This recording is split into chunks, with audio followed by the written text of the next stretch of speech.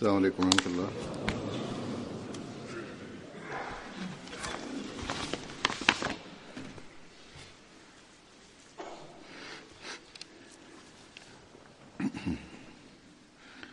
أشهد أن لا إله إلا الله وحده لا شريك له وأشهد أن محمدا عبده ورسوله أما بعد فأعوذ بالله من الشيطان الرجيم بسم الله الرحمن الرحيم الحمد لله رب العالمين الرحمن الرحيم مالك يوم الدين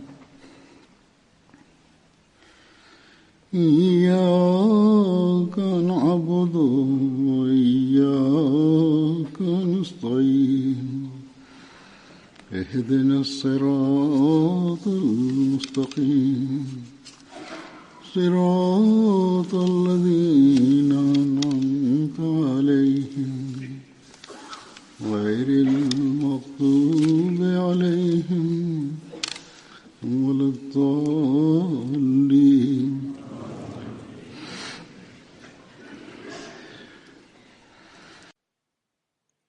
Бисмиллахир-рахманир-рахим. Хазур говорит: Хазрат, обетованный Мессия мир ему, рассказывая о Святом Духе посланника Аллаха, мир ему и благословение Аллаха, изрек: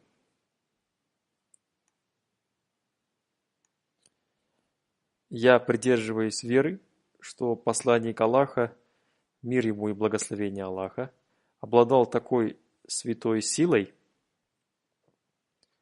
которая не была дарована ни одному пророку. Секрет развития ислама состоит именно в том, что посланник Аллаха, мир ему и благословение Аллаха, обладал весьма мощной силой притяжения, и его слова были настолько притягательны, что тот, кто слушал их, сразу становился его поклонником.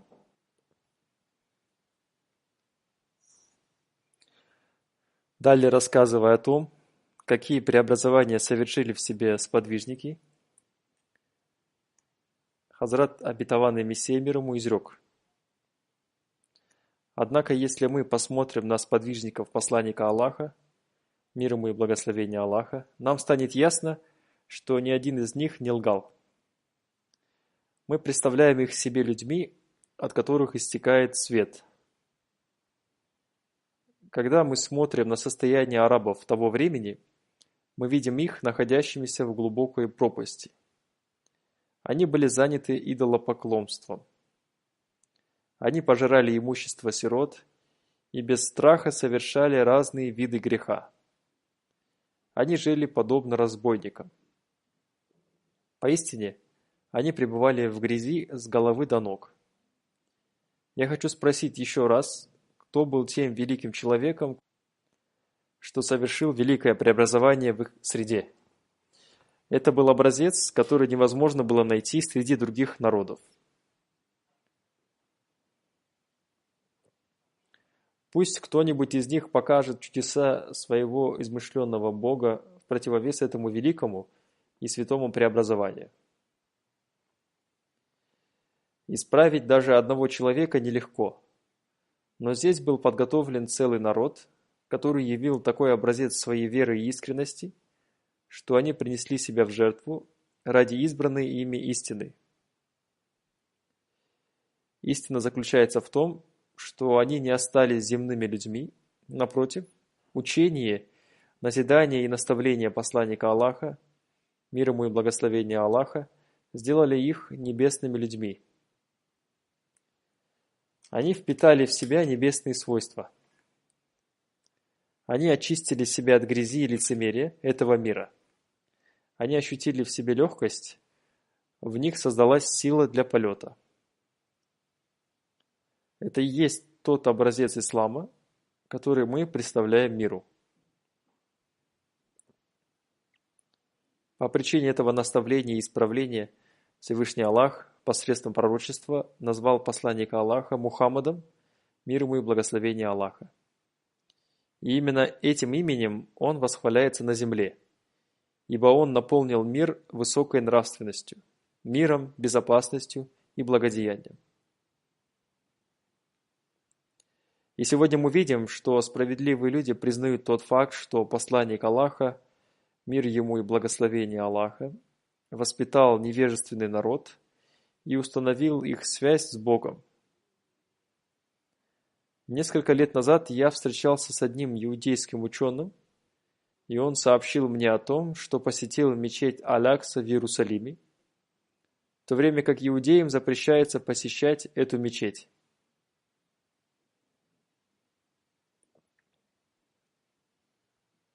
Он сказал: «Тот, кто сопровождал меня, неоднократно выражал свои сомнения относительно моего мусульманства. Я произнес свидетельство о вере мусульман, чтобы он поверил мне. Показав мне всю мечеть, этот человек сказал: «Хотя ты и произнес свидетельство, у меня все равно есть сомнения относительно твоего мусульманства». Тогда я признался в том, что я иудей, а не мусульманин. Что касается произнесения мной свидетельства веры, то я заверяю, что нет достойного для поклонения, кроме Всевышнего Аллаха. Также я верю в то, что Мухаммад – посланник Аллаха, поскольку я хорошо знаю историю арабов. Мне известно, в каком состоянии находились арабы до его пришествия. Только посланник Аллаха, а не какой-либо мирской лидер, способен был исправить такой испорченный народ. Поэтому я верю, что Мухаммад был посланником Аллаха, поскольку он исправил этот народ.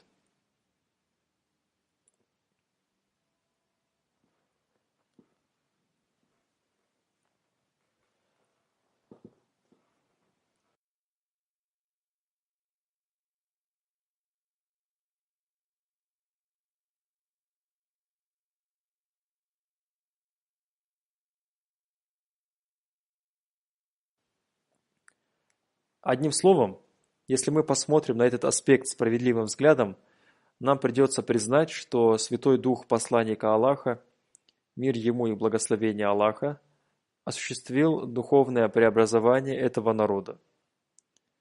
Повествуя о духовном преобразовании и статусе сподвижников посланника Аллаха, мир ему и благословение Аллаха, Хазрат обетованный Мессия мир ему изрек: «Возьмите в пример сподвижников посланника Аллаха, мир ему и благословение Аллаха».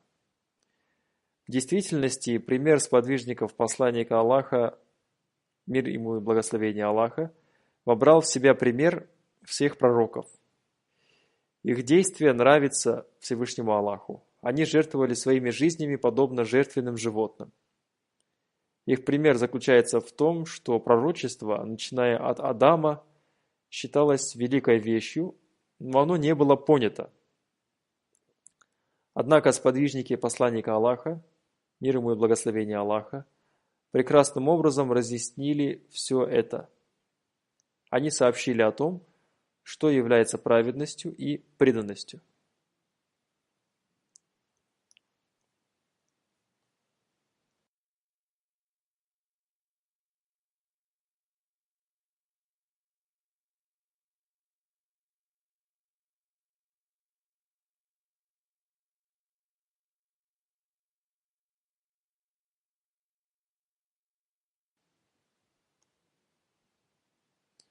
Далее Хазрат обетованный Мессия мир ему изрек: «Кроме этого, они вели такую беспокойную жизнь, примера которой найти невозможно. Эта группа сподвижников вызывает большое удивление, и они достойны уважения и того, чтобы за ними следовали. Их сердца были наполнены убежденностью, а с возникновением убежденности, во-первых, у человека появляется желание пожертвовать своим имуществом. Когда его убежденность увеличивается еще больше, он готов пожертвовать своей жизнью ради Всевышнего Аллаха. Повествуя затем о статусе сподвижников, Хазрат обетованный Мессия мир ему изрек: мужи, которых не отвлекает ни торговля, ни купля от поминания Аллаха. Однако этого аята достаточно для составления мнения о происходстве сподвижников. Они совершили в себе огромное преобразование. Это признают также и англичане. Они признали, что подобного примера преобразования найти невозможно. Удивительно, какую большую смелость и мужество проявили бедуины.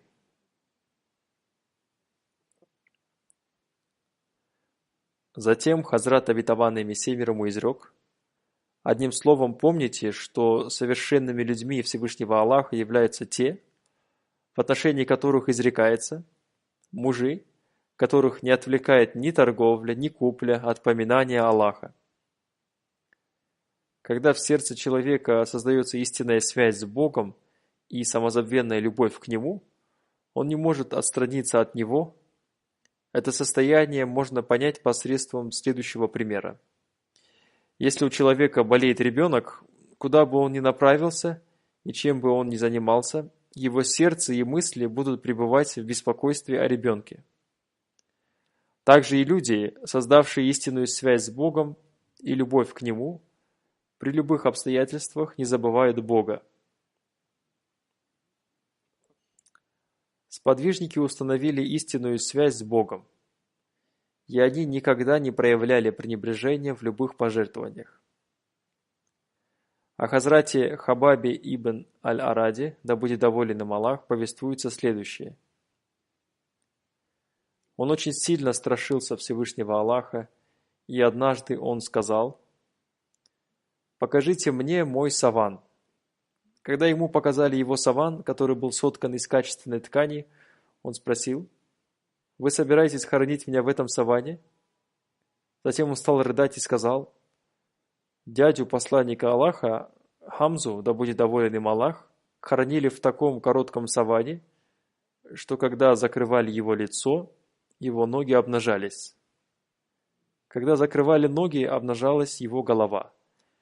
И посланник Аллаха, мир ему и благословение Аллаха, велел прикрыть его ноги сеном.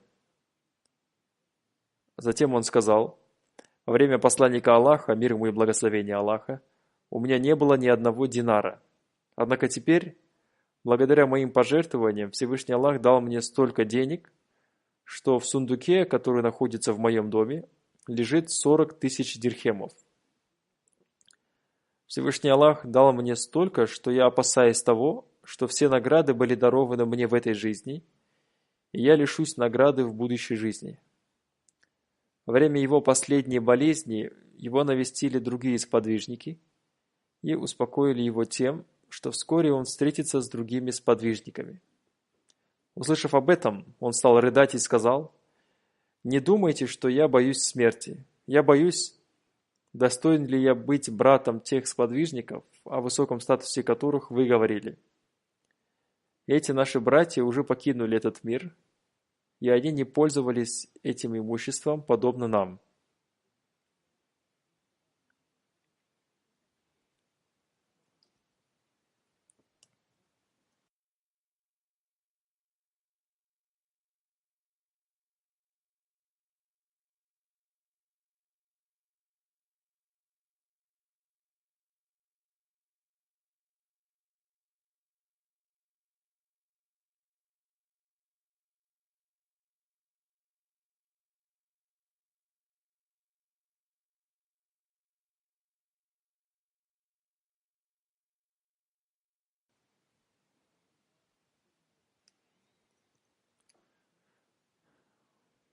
Хазрат Умар, да будет доволен им Аллах, также очень сильно уважал Хазрата Хабаба, да будет доволен им Аллах.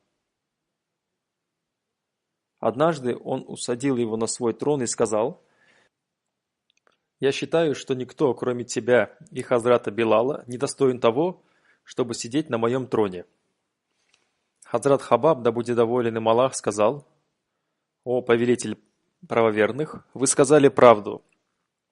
Однако дело в том, что было много людей, которые пытались спасти Билала от мучений, и не было никого, кто бы мог спасти меня. Однажды неверные схватили меня и положили меня на раскаленные угли, и вся моя спина сгорела от этого палящего угля. Затем он снял свою рубаху и показал Хазрату Умару рубцы от ожогов. Вся его спина была в рубцах от ожогов. Хазрат Хабаб был участником битвы при Бадре, Ухуде и Хандаке.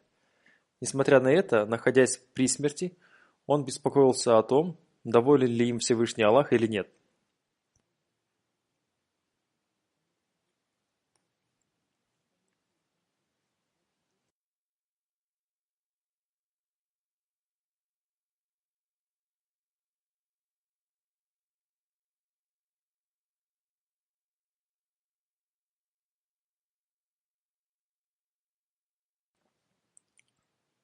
Далее следует сподвижник Хазрат Муаз ибн Джабаль, да будет доволен им Аллах.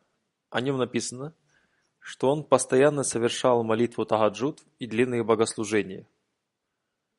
Описывая картину совершения им молитвы тахаджуд, его родственники рассказали, что он возносил мольбы следующими словами: «О Аллах, сейчас все спят, и моими глазами также овладевает дремота.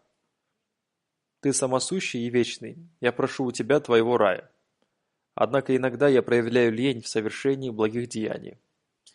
Я очень слаб, чтобы избежать огня ада, я знаю, что человеку придется совершить благие деяния ради спасения от ада. Однако я слаб в этом деле.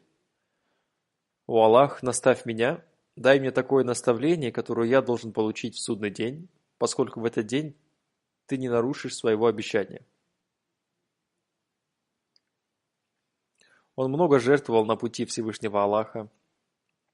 Иногда по этой причине он оказывался в долгах. Сын Хазрата Кааба бин Малика рассказал о Хазрате Муазе следующее. Всевышний Аллах поступал с ним удивительным образом. Он был очень щедрым, и все его мольбы были приняты. Всевышний Аллах даровал ему все, о чем он его просил. И если он был должен кому-то, то Всевышний Аллах давал ему возможность выплатить этот долг. Всевышний Аллах даровал ему также мудрость. Эти сподвижники любили посланника Аллаха, мир ему и благословение Аллаха, по причине любви ко Всевышнему Аллаху.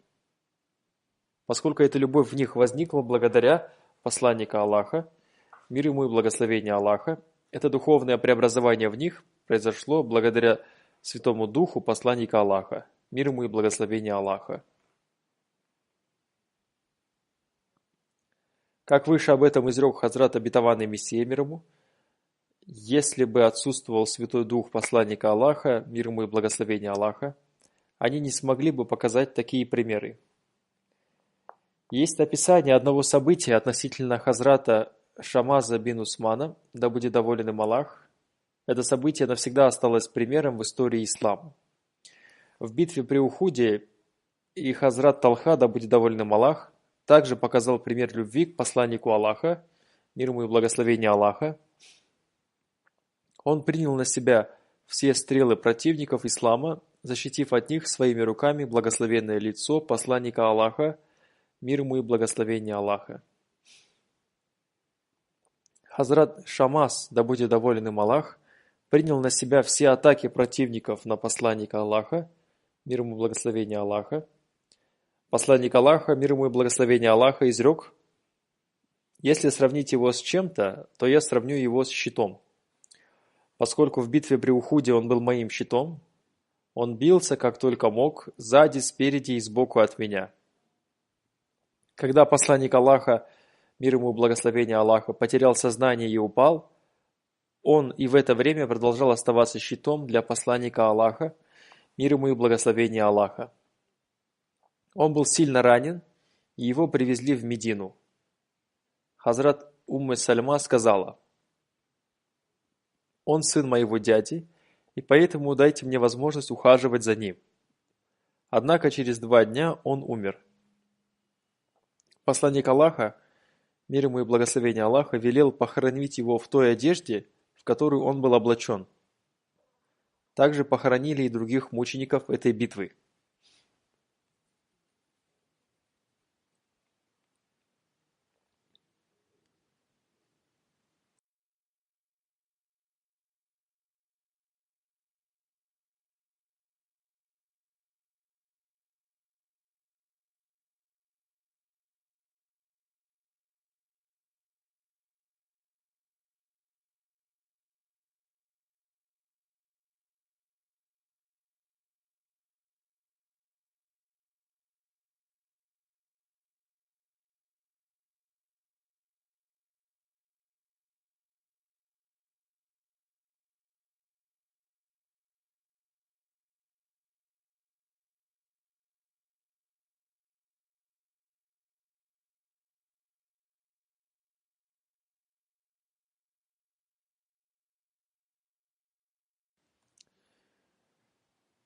Следующим сподвижником был Хазрат Саид бин Заид, да будет доволен им Аллах.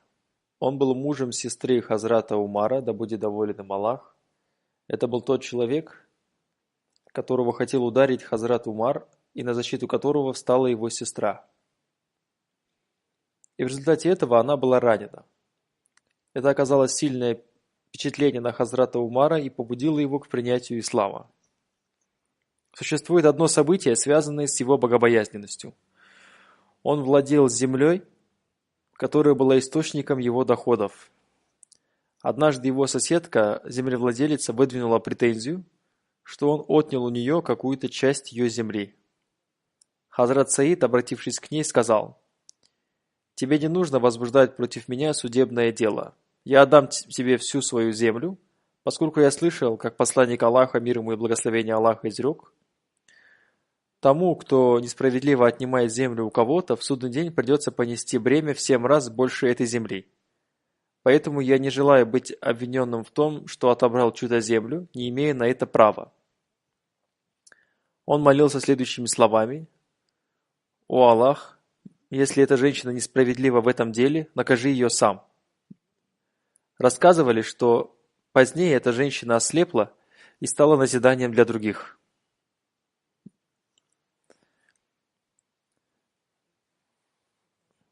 Сподвижники всегда говорили правду и никого не боялись. Повествуется, как однажды губернатор Амира Муавии находился в соборной мечети. Когда Хазрат Саид бин Зейд зашел в мечеть, этот губернатор с большим уважением усадил его возле себя.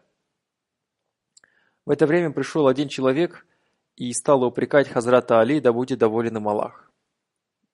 Однако Хазрат Саид заставил его замолчать и сказал: «Я слышал, что сказал посланник Аллаха, мир ему и благословение Аллаха.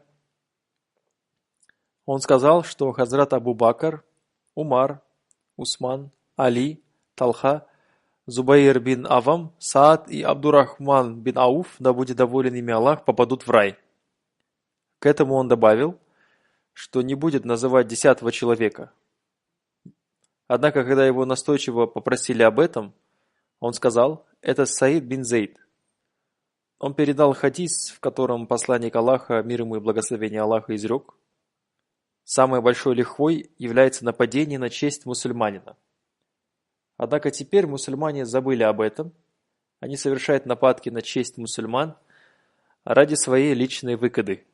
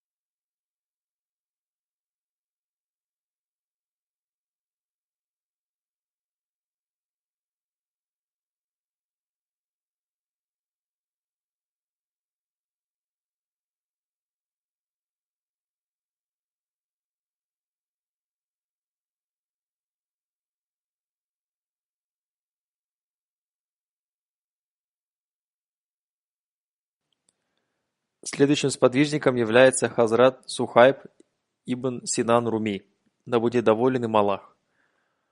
Он был рабом и затем стал свободным человеком. Он был торговцем и впоследствии сильно разбогател. Когда он собирался совершить переселение, мекканцы сказали ему, что не позволят ему покинуть Мекку вместе с его имуществом, поскольку он был бедным и разбогател в Мекке.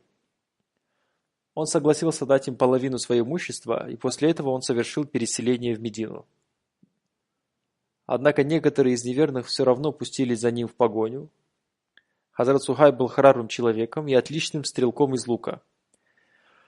Когда они стали догонять его, Хазрат Сухайб занял позицию на возвышенности, достал стрелу из колчана, натянул тетиву лука и крикнул: О курайшиты, клянусь Аллахом, вы знаете, что я самый меткий и искусный стрелок из лука среди всех людей.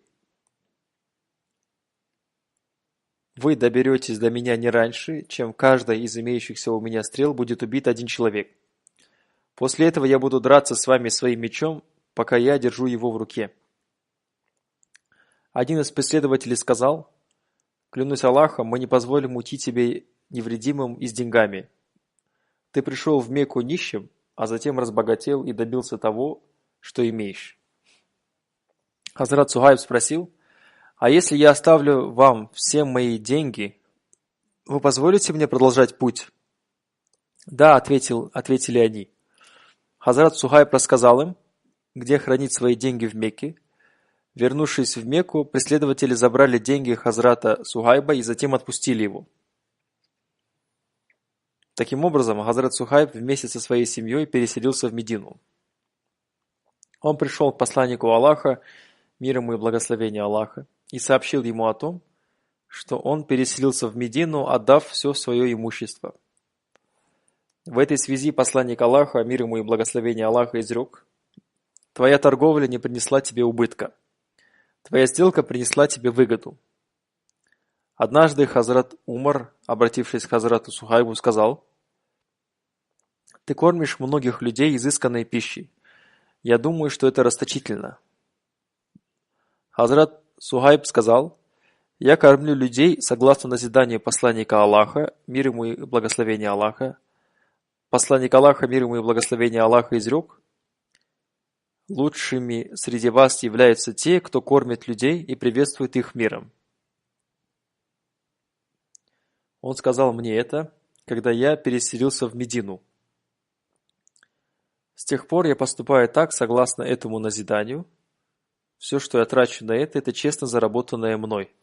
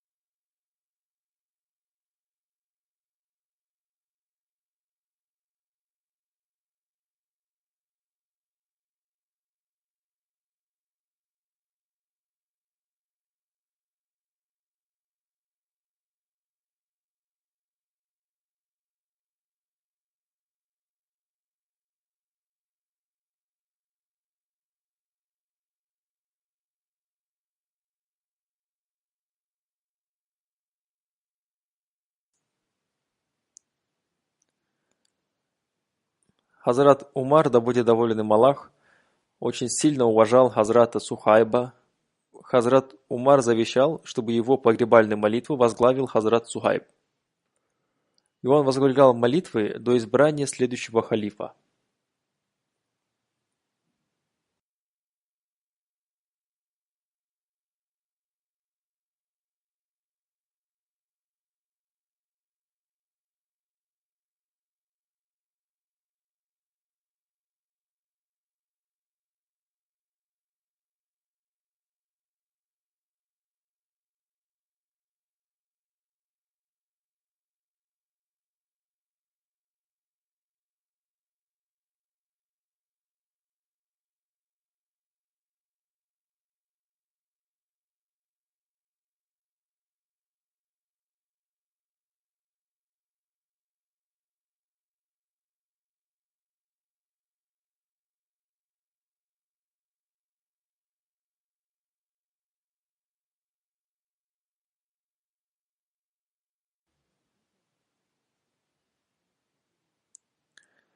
Следующим сподвижником является Хазрат Усама бин Зейд, да будет доволен им Аллах.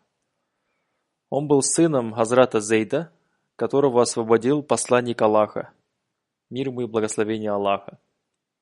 Хазрат Усама был из числа тех счастливых людей, которых любил посланник Аллаха, мир ему и благословение Аллаха. Хазрат Усама повествует, посланник Аллаха, мир ему и благословение Аллаха, сажал меня и Хазрата Хусейна на свои колени и говорил: «О Аллах, полюби их, поскольку я люблю их».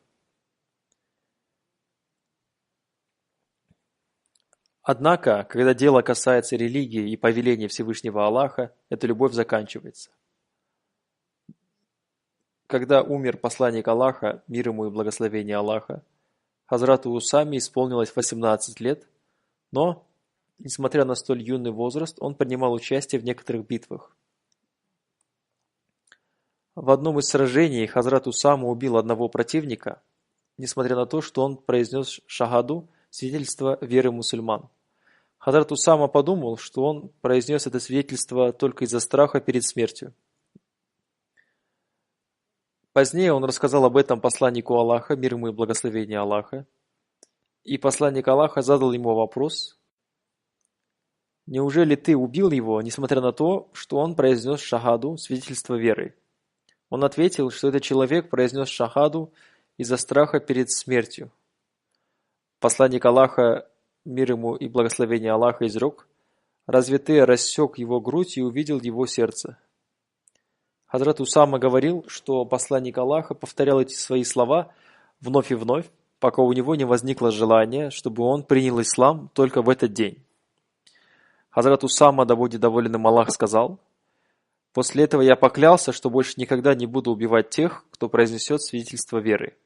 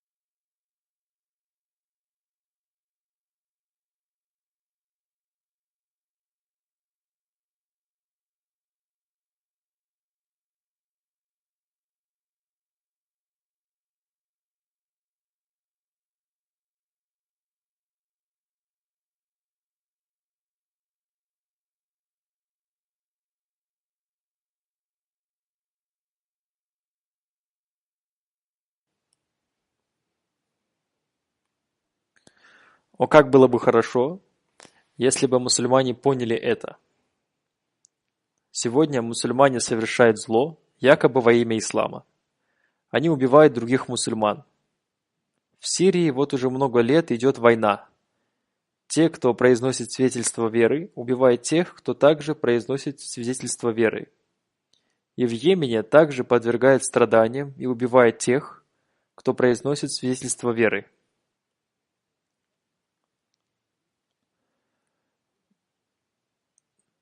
Пусть Всевышний Аллах облагоразумит тех, кто только провозглашает лозунги о своей любви к сподвижникам, в то время как они должны совершать те же самые поступки, которые совершали сподвижники. Истина заключается в том, что теперь люди, прикрываясь исламом, удовлетворяют свои собственные желания. Они даже не знают основ ислама. Они желают не ислама, а собственной славы. Всевышний Аллах уже не спаслал Хазрата обетованного Мессии и Махди мир ему для создания в людях богобоязненности. И мусульмане не смогут исправиться, пока не примут его. А мусульмане Ахмади должны благодарить Всевышнего Аллаха за то, что Он дал нам возможность принять имама времени. Этот имам времени является истинным слугой посланника Аллаха, мир ему и благословение Аллаха. Он показал нам высокий статус подвижников и наставил нас идти по их праведному пути. Мы должны всегда стремиться поступать согласно поступкам сподвижников. И только в этом случае мы сможем стать истинными мусульманами.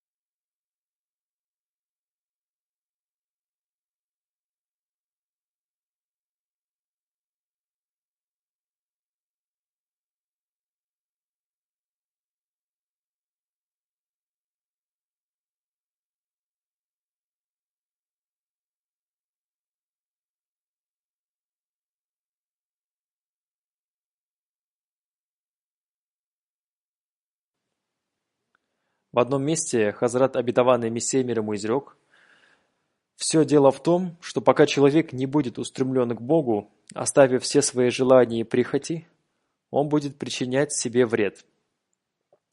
Когда же он отречется от всех своих желаний и придет к Богу с пустыми руками и чистым сердцем, Бог дарует ему. Он окажет ему свою мощь, но при условии, что человек будет готов обрести смерть и любые унижения на его пути».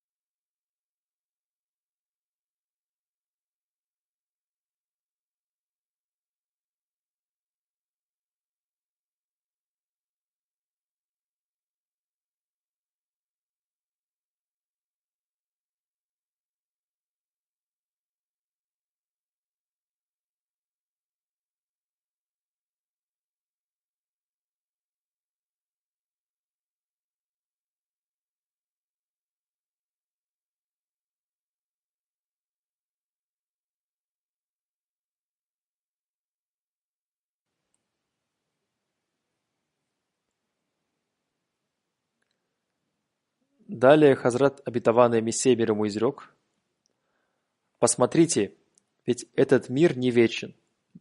Однако истинное наслаждение в этом мире обретет тот, кто оставит его ради Всевышнего Аллаха. По этой причине Всевышний Аллах распространяет признание того, кто становится его приближенным. Это признание является тем признанием, к которому сильно стремятся все мирские люди. Они стремятся обрести какой-нибудь титул или звание, либо получить кресло на почетном месте или во дворце правителя. Они желают, чтобы их имена были причислены к тем, кто получил кресло.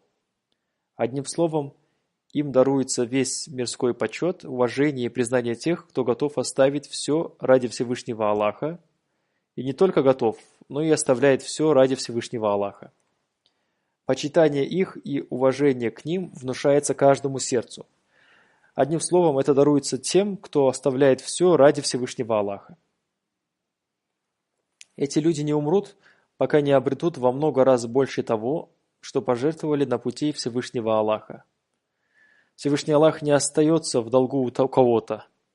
Однако очень жаль, что существует мало людей, которые признают такие вещи и понимают их суть.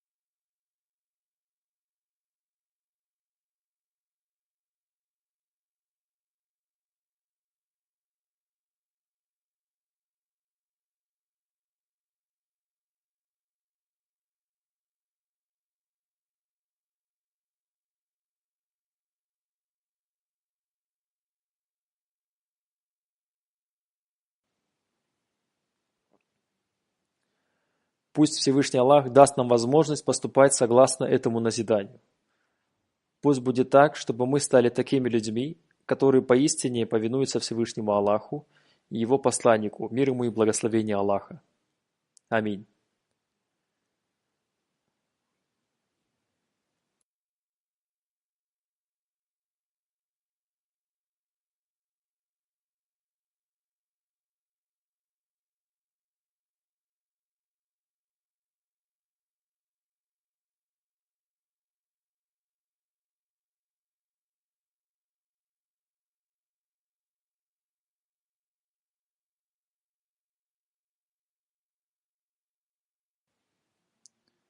После пятничной молитвы я проведу молитву джаназа уважаемой госпожи Аматуль Муджиб. Она была супругой заместителя амира Ахмадийской мусульманской общины Великобритании, уважаемого господина Чодри Насира Ахмада. Он также является руководителем имущественного отделения общины. Госпожа Аматуль Муджиб умерла 9 января 2018 года. Инна лилляхи ва инна иляйхи раджиун. Она была правнучкой сподвижника Хазрата Обетованного Мессии, господина Хазрата Абдуллы Санури. Выйдя замуж 1978 года, она жила возле мечети Аль-Фазл. Она регулярно совершала все молитвы и соблюдала пост. Она была очень искренней и гостеприимной женщиной. Она всегда чувствовала боль других людей. Она сильно любила институт Ахмадийского халифата и наставляла в этом своих детей. Она наставляла своих детей регулярно совершать молитвы. Она хорошо воспитала своих собственных детей и учила священному Корану детей своего квартала. На ежегодных съездах общины она служила в качестве руководителя отделения по принятию гостей. Она служила им всей душой. Она оставила своего супруга, господина Насира Ахмада, и 4 дочерей.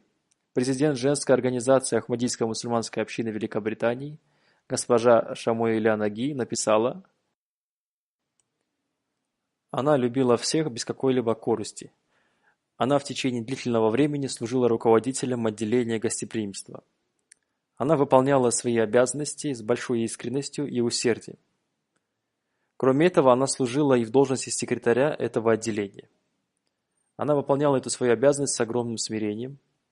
Пусть Всевышний Аллах возвысит степень непокойной, пусть Всевышний Аллах продолжит ее благие деяния посредством ее дочерей. Как я уже сказал, после совершения пятничной молитвы я выйду наружу, чтобы провести молитву джаназа, а вы останетесь здесь и примете участие в ее погребальной молитве.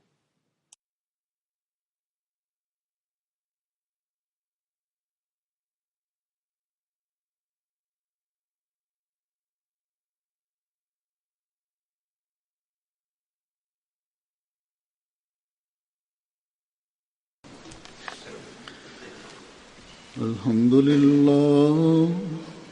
لله نحمده ونستعينه ونستغفره ونؤمن به ونتوكل عليه ونعوذ بالله من شرور أنفسنا ومن سيئات أعمالنا من يهده الله فلا مضل له ومن يضلل فلا هادي له ونشهد أن لا إله إلا الله ونشهد أن محمدا عبده ورسوله عباد الله رحمكم الله إن الله يأمر بالعدل والإحسان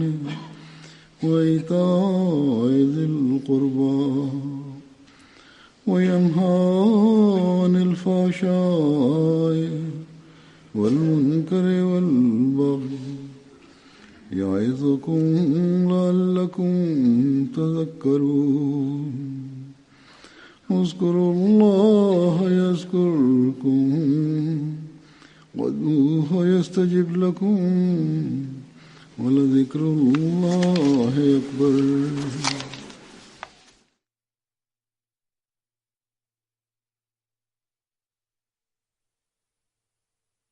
اللهم صل على محمد وعلى آل محمد